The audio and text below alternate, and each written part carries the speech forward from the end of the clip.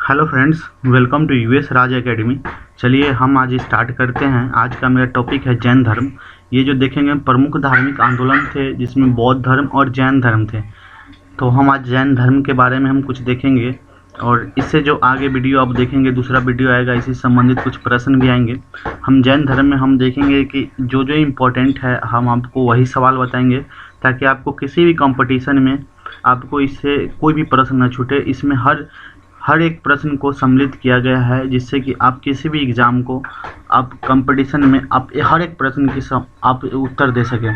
तो चलिए स्टार्ट करते हैं जैन धर्म। देखिए, स्टार्ट करने से पहले अगर आप मेरे चैनल पर नए हैं तो मेरे चैनल को आप सब्सक्राइब कर लें। सब्सक्राइब करने के बाद नीचे दिए गए बेल आइकन को दबा लें, ताकि मेरे द्वारा कोई भी वीडियो अपलोड किया जाए तो आपको नोटिफिकेशन के जरिए प्राप्त होते। तो चलिए हम स्टार्ट करते हैं। हम आपसे उम्मीद करते हैं कि आप मेरे चैनल को सब्सक्राइब कर लिए, नहीं किए होंगे तो अभी तक कर लीजिए। अब चलिए हम स्टार्ट करते हैं। देखिए, प्रमुख धार्मिक आंदोलन हम पढ़ेंगे। प्रमुख धार्मिक आंदोलन में हम देखेंगे प्रमुख धार्मिक आंदोलन दो थे, एक बौद्ध धर्म थे, एक जैन धर्म थे। तो चलिए हम जैन धर्म के बारे में आज हम पढ़िए कि ये जो जैन धर्म है, सबसे पहले जानते हैं कि जैन जो है, जैन शब्द का अर्थ क्या होता है। देखिए, सबसे पहले देखेंगे जैन शब्द जो है ना, संस्कृत से के जिन शब्द से बना है। क्या? संस्कृत के जिन शब्द से बना है। ठीक है, ये जो जैन शब्द है ये संस्कृत के जिन शब्द से बना है। अगर इसका अर्थ की बात करें तो इसका अर्थ क्या होता है? विजेता। जिन का अर्थ क्या होता है? विजेता। अर्थात देखिए, विजेता हम उसी को कहते हैं जो कि अपने मन, वाणी और काया को क्या करे? जीत लिया हो। देखिए, मन, वाणी, काया का कहने का अर्थ है कि मन में हम जो सोचते हैं अच्छा बुरा, उसको अपने वश में कर लेना, कोई अच्छे तरह से उसको एक्सपेक्ट करना। चलिए, वाणी का मतलब जब हम कुछ बोलते हैं तो बोलने से पहले आप एक शुद्ध भाषा का प्रयोग करना। इस तरह अगर आप मन, वाणी और काया पर कंट्रोल कर लेते हैं तो उसी कहा जाता है कि आप विजेता। तो चलिए, यही इसी को जिन, जो कि जैन शब्द का अर्थ अगर पूछा जाए तो क्या होता है? जिन। जिन मतलब विजेता, इसका अर्थ हो गया। तो चलिए नेक्स्ट प्रश्न देखते हैं। देखिए, आपको एक बात बताए कि जैन जो थे वो परंपरा के अनुसार अगर माने तो जैन धर्म में कितने तीर्थकार थे? आपसे अगर पूछा जाए तो जैन धर्म में कुल 24 तीर्थकार थे। देखिए, लेकिन जो हम आपको बता दें कि जिसमें 24 तीर्थकारों में 22 तीर्थकार जो थे ऐतिहासिक संदिग्ध था, जिसकी कि कोई ऐतिहासिक संदिग्ध था जिसे हम लोग अनुमानित तौर पे कह सकते हैं। लेकिन इनकी 23वें और 24वें तीर्थकार और प्रथम तीर्थकार की अगर बात किया जाए, देखिए आपके प्रश्न में ये अगर आप नोट डाउन करते जाते हैं तो करते जाइए, और इसका मैं PDF भी अवेलेबल करा दूंगा। तो चलिए देखिए, आपको अगर प्रश्न पूछा जाए कि जैन धर्म की स्थापना, अगर जैन धर्म की स्थापना का श्रेय की अगर पूछा जाए तो किसका है? प्रथम तीर्थकार ऋषभदेव को। देखिए, ये 24 तीर्थकार हुए थे, जिसमें अगर माना जाए प्रथम तीर्थकार कौन थे? ऋषभदेव। ऋषभदेव को क्या दूसरा नाम है? आदिनाथ भी कहा जाता है। देखिए, ये जो प्रश्न है आपको बार बार आपको पूछे जाएंगे कि प्रथम तीर्थकार कौन थे, या ऋषभ, जैन धर्म की स्थापना किसने किया बोलिए, ऋषभदेव या आदिनाथ ने। तो ये प्रश्न आपसे पूछे जाते हैं, इसलिए आप इसको वेरी इंपॉर्टेंट के तौर पे लेके चलिएगा। तो चलिए हम आपको एक और विशेष बात बता दें जैन धर्म के बारे में। देखिए, इसे जो है ना 6ठी शताब्दी ईसा पूर्व जैन आंदोलन को परिवर्तन किया गया। देखिए, 6ठी शताब्दी में जैसे ही धर्म आंदोलन होता है तो उसमें भी जैन आंदोलन को परिवर्तन किया जाता है। देखिए, और मेन इंपॉर्टेंट बात है आपको कि ऋषभदेव प्रथम तीर्थकार थे, लेकिन अरिष्नेमी जो थे वो क्या हुए? 22वें तीर्थकार हुए। अगर 22वें तीर्थकार पूछे तो क्या होगा? अरिष्नेमी। देखिए, इनका जो उल्लेख कहाँ मिलता है? ये दोनों का उल्लेख कि प्रथम तीर्थकार ऋषभदेव और 22वें अरिष्नेमी, इनका उल्लेख कहाँ मिलता है? ऋग्वेद में मिलता है। देखिए, अगर ये भी प्रश्न आपसे पूछे जाते हैं कि जैन धर्म के 23वें तीर्थकार कौन थे? बताइए, जैन धर्म के 23वें तीर्थकार कौन थे? पार्श्वनाथ। देखिए, जो पार्श्वनाथ थे, अगर पूछा जाए कि पार्श्वनाथ कौन थे, देखिए जो पार्श्वनाथ थे काशी इच्छुक वंशीय राजा अश्वन के पुत्र थे। किसका पुत्र थे? काशी के इच्छावकु वंशीय राजा अश्वन के पुत्र थे। देखिए, इनका जो काल है महावीर से 250 ईस्वी पूर्व माना जाता है। जो 22वें आपको बता रहे हैं कि महावीर जो थे अंतिम तीर्थकार 24वें थे, और इनका काल माने पार्श्वनाथ जो 23वें तीर्थकार थे कि महावीर से 250 ईसा ईस्वी पूर्व इनका क्या माना जाता है? इनका माना जाता है। देखिए, इनके अनुयायियों को क्या कहा गया? अगर पूछा जाए कि पार्श्वनाथ के अनुयायियों को क्या कहा गया? निग्रंथ। पार्श्वनाथ के अनुयायियों को क्या कहा गया? निग्रंथ। देखिए, आपको बता दें कि पार्श्वनाथ द्वारा जो प्रतिपादित 4 महाव्रत था वो क्या क्या था? सत्य, अहिंसा, अपरिग्रह और असत्य। सत्य माने सदा सत्य बोलो, अहिंसा मतलब किसी चीज़ की हत्या नहीं करना, अपरिग्रह मतलब धन का संचय को त्याग देना तथा असत्य चोरी न करना। ये जो 4 महाव्रत दिए गए थे किसके समय दिए गए थे? पार्श्वनाथ। देखिए आपको ये पूछा जाएगा सत्य अहिंसा और अपरिग्रह असत्य, ये 4 जो शुरू के थे किन के द्वारा प्रतिपादित किया गया था? 4 महाव्रत तो किन के द्वारा किया गया था? पार्श्वनाथ के द्वारा। तो चलिए हम नेक्स्ट देखते हैं। देखिए पार्श्वनाथ से संबंधित अगर कुछ और विशेष की बात करें, देखिए तो हम बता सकते हैं कि पार्श्वनाथ ने नारियों को भी अपने धर्म में प्रवेश दिया। देखिए सबसे बड़ी इंपॉर्टेंट बात थी कि जैन धर्म में नारियों को धर्म में प्रवेश करने की अनुमति दे दी गई थी। लेकिन आपको जैन ग्रंथ में स्त्री संघ की अध्यक्षता के अगर उल्लेख का बात करें तो कौन करता है? पुष्पचूला। देखिए ये जो इंपॉर्टेंट हो जाता है हम मार्क जो करते हैं वो आप देखते जाइएगा कि जैन धर्म में स्त्री संघ की अध्यक्षता किसने की? पुष्पचूला ने का उल्लेख मिलता है। देखिए अगर मेन फिर से बात करें कि पार्श्वनाथ को झारखंड के गिरिडीह जिले में संवेद पर्वत पर निर्वाण प्राप्त। निर्वाण का अर्थ क्या होता है? मृत्यु। तो इसका मतलब होता है निर्वाण प्राप्त हो गया। पार्श्वनाथ को अगर पूछा जाए कि निर्वाण प्राप्त कहाँ हुआ तो संवेद पर्वत। संवेद पर्वत कहाँ है? झारखंड के गिरिडीह जिले में। देखिए जैन धर्म के अगर वास्तविक संस्थापक की अगर बात करें तो 24वें वो अंतिम तीर्थकार कौन थे? महावीर स्वामी। देखिए अगर पूछा जाए कि जैन धर्म के प्रथम तीर्थकार तो आप देख लिए थे कि ऋषभ देव। लेकिन अगर आपसे पूछा जाए कि 24वें वो अंतिम तीर्थकार, या फिर देखिए इसको कितनी तरह से पूछ सकता है, पूछेगा 24वें तीर्थकार या अंतिम तीर्थकार, या पूछा जाए कि जैन धर्म के वास्तविक संस्थापक कौन थे, तो क्या होगा? सबका आंसर होगा महावीर स्वामी। तो चलिए हम महावीर स्वामी के बारे में भी हम कुछ देखेंगे। देखिए महावीर ने अपने जीवन काल में ही एक संघ की स्थापना की थी। क्या की थी? अपने जीवन काल में एक संघ की स्थापना की थी जिसमें जो है 11 अनुयायियों को सम्मिलित किए थे। जो 11 अनुयायी सम्मिलित हुए थे उसे क्या कहते थे? गंधर्व। देखिए जैन धर्म में पुनर्जन्म और कर्मवाद में विश्वास करता। देखिए ये प्रश्न आपसे पूछा जाता है कि जैन धर्म में जो है किसमें विश्वास करता था? तो पुनर्जन्म एवं कर्मवाद में विश्वास करता था। देखिए उनके अनुसार जो है कर्म फल हो जन्म तथा मृत्यु का कारण है। जो कर्म फल होता था वो क्या है? जन्म या मृत्यु का कारण होता था। देखिए और अक्सर आपको इम्पोर्टेंट ये पूछा जाता है प्रश्न कि जैन धर्म में वर्जित क्या था? जब वर्जित की बात आती है तो युद्ध और कृषि दोनों वर्जित थी। लेकिन अगर विश्वास करने की बात है तो पुनर्जन्म और कर्मवाद में विश्वास था। देखिए ये जो युद्ध और कृषि दोनों वर्जित क्यों थे? क्योंकि दोनों में जीवों जैन का हिंसा होता था। समझ गए? क्योंकि युद्ध जब होती थी तो युद्ध से मनुष्य का हिंसा, लेकिन कृषि होता था तो उसे कीटनाशक जितने भी कीट पतंग थे उनके हिंसा होने की वजह से जैन धर्म द्वारा इन दोनों को क्या कर दिया गया? वर्जित कर दिया गया। देखिए अगर बात करें कि आरंभ में ना जैन धर्म में मूर्ति पूजा का प्रचलन नहीं था, लेकिन बाद में जैसे ही महावीर स्वामी तीर्थकार बनते तो मूर्ति पूजा क्या होता है? आरंभ हो जाता है। देखिए आरंभ में ये मूर्ति पूजा, लेकिन 24वें अंतिम तीर्थकार कौन थे? महावीर। तो इसी के समय क्या था? मूर्ति पूजा आरंभ हो जाता है। चलिए हम नेक्स्ट देखते हैं महावीर स्वामी के बारे में कुछ जीवन परिचय देखेंगे। जीवन परिचय देखने से पहले देखिए महावीर के स्वामी से जीवन हम कुछ देखेंगे कि जो कि प्रश्न बार बार क्या क्या पूछे जाते हैं। सबसे पहले आपके पूछे जाते हैं कि इनका जन्म। देखिए इनका जन्म जो है 599 से ईसा ईस्वी पूर्व अथवा 540 ईसा ईस्वी पूर्व कहाँ हुआ था? ये आपसे प्रश्न पूछा जाता है कहाँ हुआ था। कब तो नहीं पूछता है, लेकिन ये जरूर पूछता है कहाँ हुआ था। तो कुंडल ग्राम कहाँ है? वैशाली यानी बिहार में। देखिए वैशाली एक पावन धरती है जहाँ पर महावीर स्वामी का जन्म कुंडल ग्राम बिहार में हुआ। तो चलिए इसके पूछा जाता है। उसके बाद अगर देखेंगे इनके पिता का नाम क्या था? सिद्धार्थ, जो कि वजीर संगीत ज्ञातक कुल के क्या थे? प्रधान थे। देखिए फिर इनकी माता की बात करें तो इनकी माता त्रिशिला थी। जो त्रिशिला कौन थी? अगर पूछा त्रिशिला कौन थी तो लिच्छवी शासक चेटक की बहन। देखिए इसकी पत्नी थी यशोदा। इनकी पत्नी का क्या नाम था? यशोदा, जो कि कुंडीय गोत्र की कन्या थी। देखिए ये सब प्रश्न आपसे नहीं पूछे जाएंगे, लेकिन आपके इनके बारे में बता देते हैं। देखिए पुत्री का क्या नाम है? प्रियदर्शनी। इनके दामाद का नाम, देखिए ये सब भी प्रश्न ये नहीं पूछे जाएंगे। इनके दामाद का नाम याद करने, ये सब बेटी का नाम दामाद का नाम नहीं, लेकिन ये जरूर याद कर लीजिए कि इनका जन्म कहाँ हुआ था? कुंडल ग्राम में।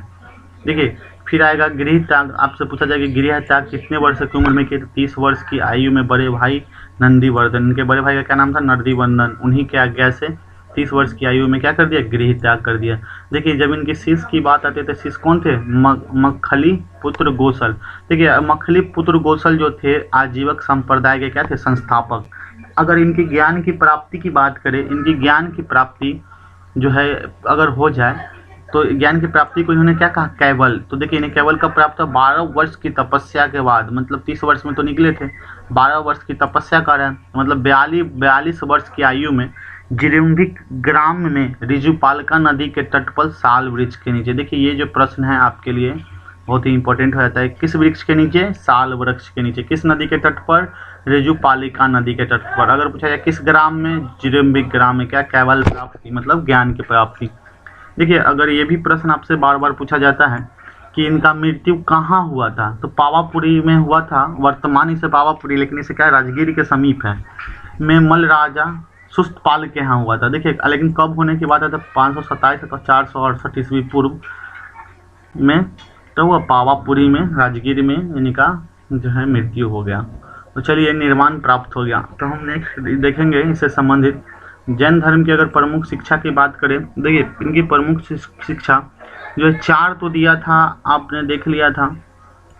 4 जो है मैंने अभी आपको 4 जो है आपको पार्श्वनाथ द्वारा ही दिया गया था। अहिंसा, आपको बता दे, सत्य, अप्रिय, असत्य। लेकिन ब्रह्मचार्य जो है ये 5वां इसमें क्या किया? सम्मिलित किया गया था।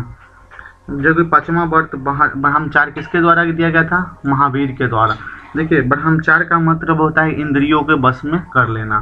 तो देखिए, उपयुक्त 5 महाव्रत अनुव्रतों में अतिरिक्त 3 गुणव्रत भी बताए गए थे। वो क्या था कि दिग्व्रत, ये तो महाव्रत थे। अहिंसा, सत्य, अपरिग्रह मतलब धन का संचय नहीं करना। असत्य, असत्य का मतलब बताते चोरी नहीं करना। अहिंसा का मतलब हत्या नहीं करना। ब्रह्मचार्य का मतलब होता है इंद्रियों को बस में करना। देखिए, 5 में 3 गुणवत भी क्या बताते? दिग्वतः। देखिए, दिग्वतः का अर्थ अगर बता दे तो दिशाओं में भ्रमण की मर्यादा बांधना। जिस दिशा में जाते थे भ्रमण कहाँ करना है नहीं करना है उसकी मर्यादा बांधना था। उसके बाद था अनर्थ दंडवत। देखिए, अनर्थ दंडवत में प्रयोजहीन या पाप उत्पादकता। देखिए, आप कितना पाप किए हैं नहीं किए हैं वो खुद ही तय करना पड़ता था। उसके अनुसार आपको अनर्थ दंडवत होता था। देखिए, भोगोपभोग का मतलब होता है परिमाण, अर्थात भोग पदार्थों का पर जितना खाना था वो निश्चित ही खाते थे, उससे ज़्यादा भी नहीं खा सकते थे। देखिए, लेकिन अगर बात करें तो 7 शील व्रत का भी उल्लेख है। देखिए, 7 शील में बता दें आपको, पहला है दिग्व्रत। देखिए, ये सब तो प्रश्न नहीं पूछे जाते हैं, लेकिन आपको समझना इसलिए जरूरी है, कभी कभी ये शब्द का प्रयोग हो जाता है। दिग्व्रत का मतलब होता है अपनी क्रियाओं को विशेष परिस्थिति में नियंत्रित करना। मतलब आप जो भी काम कर रहे हैं उसको किसी भी परिस्थिति में क्या करें? नियंत्रित कर लें। दूसरा है देशव्रत। तो अगर देशव्रत की अगर विशेष तौर पर बात करें तो ये कार्य के कुछ विशिष्ट प्रदेशों तथा सीमित को रखता है। देखिए, हमें कार्य कहाँ तक करना है, क्षेत्र सीमित करता है, किस क्षेत्र तक करना है। देखिए, अनर्थ दंडवत का मतलब होता है बिना कारण अपराध नहीं करना। मतलब बिना कारण के हमें कोई भी वजह नहीं हो तो अपराध नहीं करना चाहिए। लेकिन चौथा अगर माने सामायिक, सामायिक का मतलब चिंतन के लिए कुछ समय निश्चित करना। देखिए, हम लोग कभी भी सोचने लगते हैं, सोते उठते समय जहाँ जाते हैं तहाँ सोच लेते, ये गलत है। सामायिक का मतलब क्या होता है? चिंतन के लिए कुछ समय निश्चित करना। देखिए, नेक्स्ट है आपको बता दे प्रोषधोपवास। देखिए, प्रोषधोपवास का अर्थ होता है मानसिक एवं कायिक शुद्धि के लिए उपवास करना। देखिए, उपवास करने की जब बात आती है तो ये सब जो वर्ड है इम्पोर्टेंट है। प्रोषधोपवास। चलिए, ये जो उपभोग का मतलब क्या होता है? देखिए, उपभोग का मतलब होता है प्रतिभोग करना। मतलब कि अगर आपको बता दें कि जीवन में प्रतिदिन काम आने वाली वस्तु और पदार्थों को नियंत्रित करना होता है। जीवन में जितने भी पदार्थ होते हैं प्रतिदिन काम आने वाली वस्तु और पदार्थों को क्या होता है? नियंत्रित करना होता है। और 7वां क्या है? अतिथि संविभाग। ठीक है, अतिथि संविभाग का मतलब अतिथि को भोजन कराने के उपरांत भोजन कराना। मतलब मेरा कहने का मतलब अतिथि को अगर भोजन कराने क्या है तो उसके उपरांत भोजन करा दें। चलिए, हम नेक्स्ट देखेंगे कि जैन धर्म के कुछ लक्षण भी बताए गए हैं। 10 लक्षण है। 10 लक्षण देखेंगे। देखिए, पहला लक्षण क्या है? उत्तम कर्मा। देखिए, ये जो लक्षण है मतलब कि अगर बता दें क्रोधहीनता, अहंकार का अभाव, सरलता एवं कुटिलता का अभाव, ये जो लक्षण है सांसारिक बंधनों से आत्मा को परे, जिसे सत्य से गंभीर अनुरक्ति। ठीक है, उत्तम संयम। उत्तम संयम का अर्थ होता है सदा संयमित जीवन यापन जो करते हैं उसे क्या कहते हैं? जैन धर्म। देखिए, उत्तम तप मतलब जीव को अजीब से मुक्त करने के लिए जो कठोर तपस्या करते हैं क्या कहते हैं? उसको भी उत्तम तप मतलब जैन धर्म का ये क्या है? लक्षण है। उत्तम अकिंचन मतलब आत्मा के स्वभाव गुणों में क्या करता है? आस्था रखना। 9वां है कि ब्रह्मचर्य। उत्तम ब्रह्मचर्य मतलब ब्रह्मचर्य व्रत की कड़ाई से अनुपालन करने। देखिए, ब्रह्मचर्य व्रत का होता है मतलब कड़ाई से, महावीर द्वारा लाया गया था ब्रह्मचर्य मतलब इंद्रियों को बस में करना। उत्तम त्याग मतलब त्याग की भावना सर्वोपरि रखना। देखिए, हर चीज़ बुराई अच्छाई सब चीज़ को त्याग देना पड़ता। देखिए, जैन धर्म में आपको बता दें 3 रत्न होते हैं। ये प्रश्न पूछे जाते हैं कि सम्यक दर्शन, सम्यक ज्ञान और सम्यक आचरण। सम्यक दर्शन का मतलब होता है कि आपके पास कितने वास्तविक ज्ञान है। और सम्यक ज्ञान का मतलब होता है कि आपको हर हमेशा सत्य में विश्वास ही करना होगा, असत्य में नहीं। देखिए सम्यक आचरण का मतलब होता है कि सांस्कृतिक विषयों में सुख दुख के प्रति आपको क्या होना पड़ेगा, समभाव होना पड़ेगा। चलिए नेक्स्ट देखते हैं। देखिए इनके दर्शन थे, क्या क्या दर्शन थे अगर पूछा जाए तो अनेकांतवाद, सप्तभंगीय, सैदावाद इसे कहते हैं, और एक क्या था, नवदावाद। देखिए ये सब क्या थे, ये तीन जो थे आपको बता दें ये दर्शन थे। देखिए दर्शन में अनेकांकवाद का अर्थ अगर बता दें तो ये बहुरूपता का सिद्धांत है। क्या था, बहुरूपता का सिद्धांत पर आधारित था। लेकिन अगर सैदावाद की बात करिए, सापेक्ष था। अब किसके सापेक्ष कितना क्या है, उसके सापेक्षता का सिद्धांत को क्या कहते हैं, सैदावाद कहते हैं। देखिए लेकिन नवादवाद की कहते हैं तो आंशिक दृष्टिकोण, इसका नवादवाद का मतलब होता है आंशिक दृष्टिकोण का सिद्धांत। देखिए अगर बात विशेष तौर पर करें जैन धर्म के ज्ञान के बारे में, तो इनकी ज्ञान के बारे में विशेष तौर पर बोला जाता है क्योंकि मति, श्रुति, अवधि, मन, प्राह, केवल, केवल मतलब ज्ञान की प्राप्ति हो जाता है। तो देखिए ये सब पढ़ सकते हैं। तो पहले मति का मतलब होता है इंद्रिय जनित ज्ञान, अगर श्रुति का मतलब श्रवण ज्ञान, ये सब आपको होना चाहिए, मतलब इंद्रिय ज्ञान, श्रवण ज्ञान। अवधि, अवधि का मतलब क्या होता है, दिव्य ज्ञान। मन प्राय का मतलब दूसरे को मन को जान लेना, मन प्राय का मतलब दूसरे को ज्ञान को जान लेना। लेकिन अगर केवल के बारे में पूछे तो केवल का मतलब क्या होता है, सर्वोच्च ज्ञान। देखिए केवल का मतलब सर्वोच्च ज्ञान। देखिए जैन धर्मानुसार अगर माना जाए तो ज्ञान के कितने स्रोत थे, तीन कौन कौन स्रोत थे देखेंगे। प्रत्यक्ष, पहला तो प्रत्यक्ष रूप से जो हम देखते थे, दूसरा क्या है कि हम अनुमान करते थे, तीसरा क्या है तीर्थकारों के जो वचन होते थे। ये तो जो है जैन धर्म के ज्ञान के स्रोत होते थे। चलिए नेक्स्ट तौर पे बात करें कि जैन मत के अनुसार विश्व शाश्वत है परंतु सृष्टिकर्ता के रूप में ईश्वर को नहीं स्वीकार करता है। सबसे मेन इंपॉर्टेंट बात है क्या है कि ये ईश्वर को स्वीकार नहीं करता है। चलिए हम आगे बढ़ते हैं, देखते हैं कि जैन धर्म में सिर्फ संघ सदस्यों को ही केवल का नियम। देखिए ये केवल का नियम है, किसको प्राप्त होता है, केवल जो संघ सदस्य में होता था, समान जन सभी के लिए नहीं होता था। अगर विशेष तौर पर बात बता दें कि जो गृहस्थों को भिक्षु जीवन में प्रवेश करने से पूर्व क्या था, 11 कोटियों से होकर गुजरना पड़ता था, जो कि हम आपको ऊपर जो लक्षण है वही बता दिए थे। देखिए जो केवल की प्राप्ति हो जाने के बाद जैसे ही महावीर स्वामी को केवल माने ज्ञान की प्राप्ति हो जाता है तो उनसे क्या कहते हैं, केवलीन। जीन मतलब विजेता, अर्हयोग, निग्रंथ मतलब बंधन रहित, यानी इसकी उपाधियां मिल गई थी, समझ गए। जैसे ही ज्ञान की प्राप्ति होता है केवलीन इन्हें कहा गया। देखिए जैन धर्म में आपको भी पीछे बता दें कि ये तो पुनर्जन्म और कर्मवाद में तो विश्वास करते हैं, पुनर्जन्म और कर्मवाद में विश्वास करते हैं।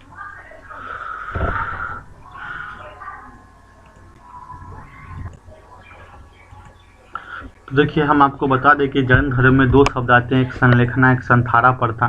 देखिए संलेखना के बारे में अगर विशेष तौर पर आप जानना चाहते हैं तो संलेखना जो है ये जैन दर्शन में ना, संलेखना सत्य व लेखना शब्द से मिलकर बना है। जो संलेखना देख रहे हैं वो क्या, सत्य और लेखना शब्द से मिलकर बना है, जिसका शाब्दिक अर्थ आता है कि अच्छाई का लेखा जोखा होता है। सबसे अगर विशेष बात बता दें संलेखना को बता दें तो इस दर्शन में अहिंसा एवं काया कलेश पर अत्यधिक बल दिया गया। किस पर, अहिंसा और काया कलेश पर अत्यधिक बल दिया गया। अतः संलेखना शब्द उपवास द्वारा प्राण त्याग के संदर्भ में, तो संलेखना शब्द है ना, उपवास द्वारा मतलब स्वयं उपवास कर लीजिएगा उसके बाद प्राण त्यागिएगा, तो उसे क्या कहा गया, संलेखना, समझ गए। लेकिन अगर विशेष तौर पर बात करा जाए ये जो संतारा प्रथा है, तो संतारा प्रथा के में होता है क्या, इसके अंतर्गत जब किसी व्यक्ति को लगता है कि वो अपने मृत्यु के निकट है तो एकांत ग्रहण, एकांतवास ग्रहण करता है। जैसे ही कोई को पता लगता है कि हम मृत्यु के नजदीक है तो क्या एक अंत जगह चला जाता है और अन्न जल को क्या करता है, त्याग देता है और मौन व्रत धारण कर लेता है। इसके बाद वह किसी भी दिन देह त्याग देता है, तो उसे क्या कहते हैं, संथारा प्रथा। लेकिन अगर आपको विशेष तौर पर इसके बारे में बता दें कि राजस्थान हाई कोर्ट ने अगस्त 2015 में संथारा प्रथा पर क्या लगाती थी, रोक लगा दी थी। इस प्रथा को आत्महत्या की श्रेणी में रखा जाता है, जिसे भारतीय दंड संहिता 306 और 309 के तहत दंडनीय अपराध है। लेकिन अगर बता दें इससे प्रमुख बातें आपको, तो प्रमुख सुप्रीम कोर्ट ने जैन समुदाय से जुड़े संगठनों की याचिकाओं पर संथारा को गैर कानूनी क्या कर दिया, घोषित कर दिया। घोषित करने वाले राजस्थान हाई कोर्ट के फैसले पर क्या लगा दी, अंतिम रोक लगा दी थी। जो समझ गए, ये संथारा प्रथा है कि आप एकांत में जाके उपवास ग्रहण कर ले फिर आपको देह त्याग दें। लेकिन इसका मतलब होता है, और संलेखना का मतलब होता है कि वह किसी भी दिन अपना अन्न जल त्याग देता है, और ये किसी भी दिन आपको बता दें कि उपवास द्वारा प्राण त्याग के संदर्भ में लाया गया था। ये था संलेखना और संथारा प्रथा। लेकिन अगर जैन साहित्य से संबंधित अगर आपको बात बताएं तो जैन साहित्य के बारे में आपको बता, देखिए ये पूछा जाता है कि जैन साहित्य जो है किस भाषा में लिखा है, ये प्राकृत और संस्कृत भाषा में मिलते हैं। लेकिन प्रारंभिक जैन साहित्य किस भाषा में लिखा गया? देखिए ये जो है आपको इम्पोर्टेंट है, अर्धमागधी भाषा में प्रारंभिक साहित्य किसमें, लेकिन जैन साहित्य प्राकृत और संस्कृत भाषा में मिलते हैं, लेकिन अगर पूछा जाए कि प्रारंभिक जैन साहित्य किस भाषा में लिखा गया तो वो अर्धमागधी भाषा में लिखा गया। लेकिन बाद में जो है, अगर बाद की बात करें तो ये प्राकृत भाषा को अपना लिया था। तो लेकिन कालांतर में जितने भी जैनियों थे, जैसे शेरसैनी, संस्कृत और कन्नड़ भाषा साहित्य में भी लिखा गया। लेकिन जैन साहित्य को क्या कहते हैं? जैन साहित्य को हम आगम को ही कहा जाता है, जिसमें 12 अंग, 12 पुमांग और 10 परकें, 6 सूत्र, 4 मूल सूत्र, 1 नंदी सूत्र, 1 अनुद्वार होते हैं। देखिए इन आगम ग्रंथों की रचना, अगर पूछा जाए कि आगम ग्रंथों की रचना किसने की, देखिए ये जो श्वेतांबर संप्रदाय के आचार्यों द्वारा किया गया। देखिए 2 भागों में बांटा गया था जैन धर्म को। आपको बता दें, ये जो 2 धर्म थे आपको मालूम होगा, श्वेतांबर था और दिगंबर था। श्वेतांबर का मतलब होता है कि जो वस्त्र को त्याग देता था, लेकिन अगर दिगंबर की बात करें तो दिगंबर जो था कि वस्त्र त्यागता नहीं था, तो यही श्वेतांबर था और दिगंबर था। तो चलिए हम देखते हैं, ये जो है श्वेतांबर संप्रदाय आचार्यों द्वारा महावीर स्वामी के मृत्यु के बाद की गई क्या आगम ग्रंथ की रचना। देखिए जैन ग्रंथ के बारे में अगर बात करें, देखिए आचार संघ सूत्र में जैन भिक्षुओं को आचार नियम और विधि विशेषणों का विवरण है। भगवती सूत्र में क्या है, देखिए अगर बोला जाए कि जैन ग्रंथ कहाँ से लिया जाता है, जैन ग्रंथ की अगर बात होता है तो जैन ग्रंथ में सबसे पहले हम क्या देखते हैं, बताइए। जैन ग्रंथ अगर हम देखते हैं तो आपसे अगर पूछा जाए कि ये जो जैन ग्रंथ है, जैन ग्रंथ का स्रोत क्या है, ये स्रोत कहाँ से मिलता है, तो जैन ग्रंथ में आचार संघ सूत्र से हम जैन भिक्षुओं के आचार नियम और विधि विशेषणों का विवरण देखते हैं।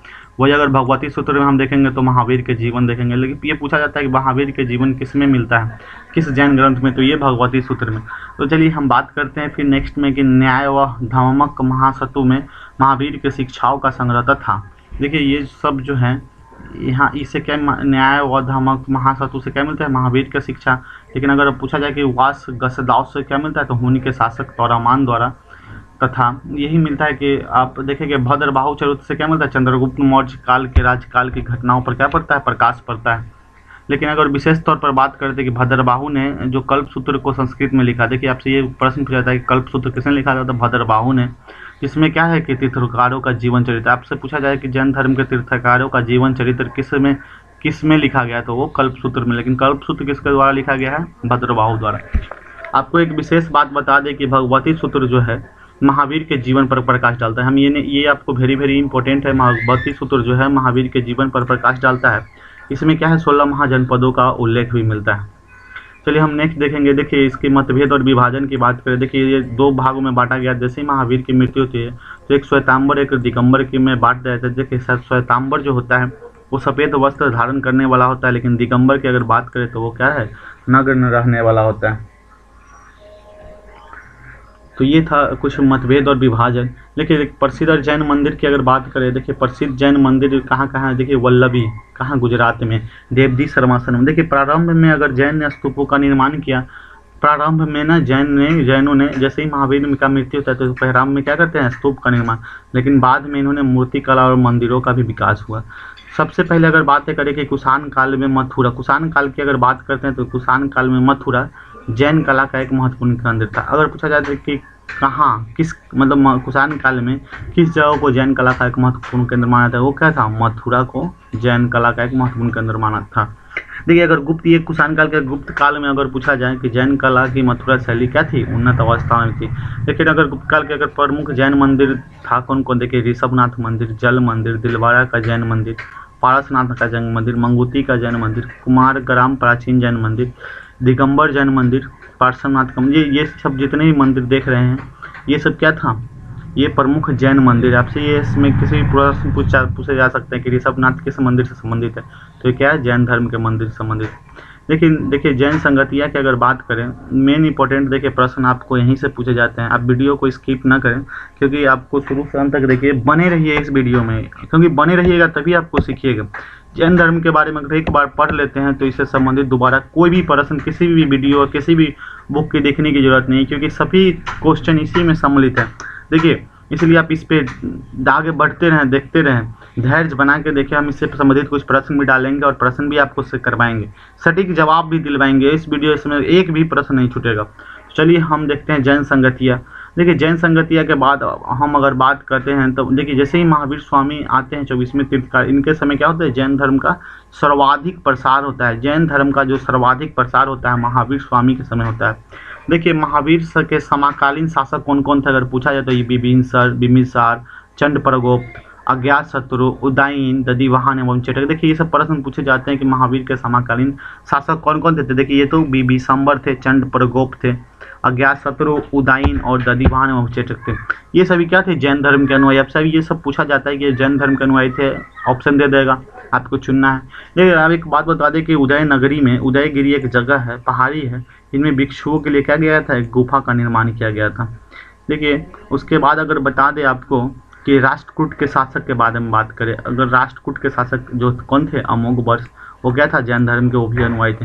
इसने जो है रत्न मालिका नामक ग्रंथ की, सबसे इम्पोर्टेंट बात है कि रत्न मालिका नामक ग्रंथ की रचना किसने की, जो अमोघवर्ष ने की। क्या थे, अमोघवर्ष, जैन धर्म के अनुयायी राष्ट्रकूट शासक।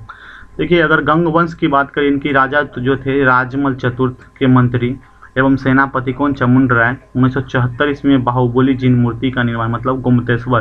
देखिए बाहुबली जिन मूर्ति का दूसरा नाम क्या है, गोमतेश्वर की मूर्ति का निर्माण श्रवणबेला यानी कर्नाटक में। गोमतेश्वर की मूर्ति कहाँ है, कर्नाटक में। इसका निर्माण किसने करा है, चामुंडराय ने।